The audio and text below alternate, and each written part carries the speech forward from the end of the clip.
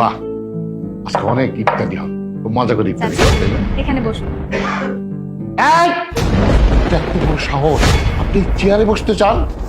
বোমা, তোমাকে আক্কেল জ্ঞান হবে না?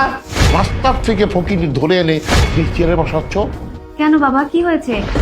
আসলে উনি রোজা রেখেছে, আমাদের এখানে ইফতারি করার জন্য ইফতারি চাইতে এসেছিল। ভাবলাম যে এভাবে বাইরে ইফতারিটা না দিয়ে আমাদের সঙ্গে যদি একসাথে বসে ইফতারি করে তাহলে আমাদের প্রত্যেকটা মানুষেরই সওয়াব হবে, তাই তো ওনাকে সাথে করে নিয়ে আসলাম। ভাবি, কোত্থেকে এইসব ওকিন্নি ফকিন্নি নিয়ে আসছো এখানে? তোমার একটা কাজও কখনো ঠিক মতো করতে পারো না। হ্যাঁ ভাবি, কথা তো ঠিক। তুমি যাকে তাকে বাসার ভিতরে নিয়ে আসতে পারো না। আমার একটা মান সম্মান আছে, বা যার তার সাথে বসে তো ইফতার করতে পারি না। হ্যাঁ, তুমি ইফতার করা ভালো করো, তুমি বাইরে কোথাও ইফতার করাতে পারতে, অথবা তাকে কিছু টাকা দিয়ে দিতে পারতে। ওরা তো ঠিকই বলেছে, এই ফকির নিয়ে আমাদের সাথে ইত্যাদি করবে, আমাদের সাথে যা। বাবা এসব কি বলছেন? উনি তো আমাদের মতোই মানুষ, অসহায় মানুষ, সেজন্যই তো নিয়ে আসলাম। আর তাছাড়া আমাদের সাথে একসাথে বসে ইফতারি করলে তো আহামরি কোনো কিছু হয়ে যাবে না। শোনো বোমা, এই ফকির নিয়ে যদি এখানে ইত্যাদি করতে বসে, আমি কিন্তু তোমাদের সাথে ইত্যাদি করবো না, আমি এখান থেকে চলে যাবো। বাবা, তাহলে তুমি একটা কাজ করো, তুমি তোমার রুমে চলে যাও, ইফতারে তোমার রুমে পৌঁছে যাবে।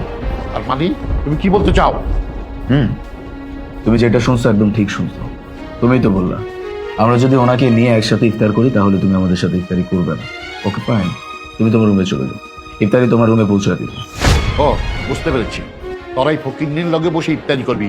আমার সংসারে আমি আবার পরিবারদের সাথে ইত্যাদি করতে পারবো না। ঠিক আছে, কর এই ফকিরনির নিয়ে ইত্যাদি কর, আমি চলে যাই আমার রুমে। বাবা, আমরা ইসলাম ধর্মের অনুসারী, আমরা মুসলিম। ইসলাম আমাদেরকে ভেদাভেদ শেখায় নাই, ইসলাম আমাদেরকে হিংসা শেখায় নাই, ইসলাম আমাদেরকে বিদ্বেষ শেখায় নাই। ইসলাম শেখাইছে ভালোবাসতে, মানুষকে ভালোবাসতে শেখাইছে ইসলাম। ইসলাম একটা শান্তির ধর্ম। আর এটা রমজান মাস, একজন রোজাদার ব্যক্তিকে যদি তুমি ইফতারি করাও তাহলে সেই রোজাদারের সমপরিমাণ সব তুমিও পাবে। এত সবকিছু জানার পরেও তুমি যদি এরকম কথা বলো তাহলে তো তোমাকে আমার এটা ছাড়া আর কিছু বলার থাকে না।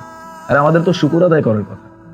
একটা মানুষ আমাদের দ্বার প্রান্তে আসছে ইফতার চাওয়ার জন্য, যেখানে কিনা আমাদের উচিত আমাদের আশেপাশে কোনো অসহায় মানুষ আছে কিনা তাদেরকে দেখে তাদেরকে গিয়ে ইফতারি দেওয়া। সেখানে একটা মানুষ আমাদের দ্বার প্রান্তে আসছে, সেই মানুষটাকে সাদরে গ্রহণ করা উচিত, তাকে আমাদের টেবিলে বসিয়ে তাকে ইফতারি করানো উচিত, একসাথে ইফতার করা উচিত। আর সেখানে তুমি সেই মানুষটাকে অপমান করতেছো কেন? কারণ মানুষটা গরিব, অসহায়, আমাদের সাথে তার স্ট্যাটাস যায় না, এই জন্য।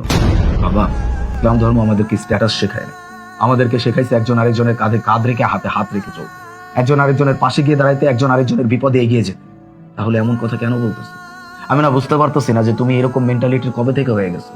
তোমার কাছ থেকে আমরা শিখছি, তুমি আমাদের বাবা, তুমি আমাদেরকে শেখাবা কিভাবে মানুষকে আপন করতে হয়, কিভাবে মানুষকে ভালোবাসতে হয়। উল্টো তোমাকে আমার শেখাইতে হচ্ছে যে মানুষকে কিভাবে আপন করতে হয়। বাবা, এখনো সময় আছে, শুধরায় যাও। আপনার এটা কি কইতাছেন? আমি গরিব মানুষ, আমি এই সমস্ত ইফতার না খাইলে কিছু হইব না। আমরা তো আর এই সমস্ত ইফতার খাই না, এক গ্লাস পানি খাইলে আমার হইব। আপনারা ঝগড়া করেন না, আমারে যাইতে দেন, আমি চলে যাই।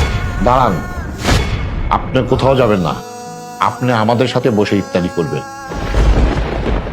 বাবা রে, তুই আমাকে আর লজ্জা দিস না। তুই ইসলাম সম্বন্ধে এত কিছু জানিস, আমার ছেলে ইসলাম সম্বন্ধে এত কিছু জানে আর আমি জানি না। বাবা, তুই না আমার চোখ খুলে দিয়েছিস। বৌমা, ওনাকে বসতে বলো, আজ আমরা সবাই মিলে এক টেবিলে বসে ইফতারি করবো। বসেন, আজকে আমরা সবাই মিলে একসাথে ইফতারি করবো। বসুন।